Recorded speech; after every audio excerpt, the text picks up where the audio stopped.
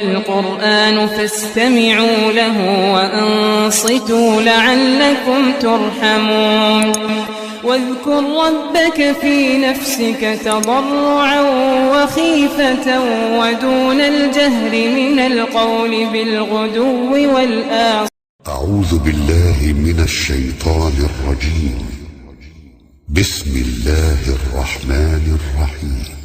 والسماء ذات البروج واليوم الموعود وشاهد ومشهود قتل أصحاب الأخدود النار ذات الوقود إذ هم عليها قعود وهم على ما يفعلون بالمؤمنين شهود وما نقموا منهم إلا أن يؤمنوا بالله العزيز الحميد الذي له ملك السماوات والأرض والله على كل شيء شهيد.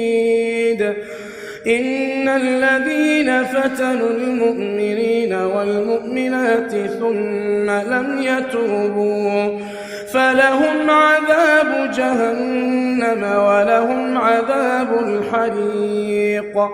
إن الذين آمنوا وعملوا الصالحات لهم جنات تجري من تحتها الأنهار ذلك الفوز الكبير.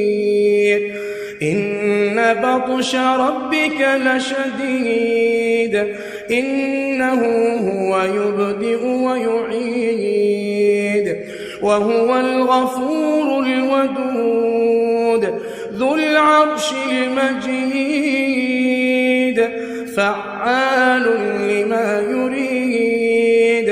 هل أتاك حديث الجنود فرعون وثمود بل الذين كفروا في تكذيب والله من ورائهم محيط بل هو قرآن مجيد في لوح محفوظ.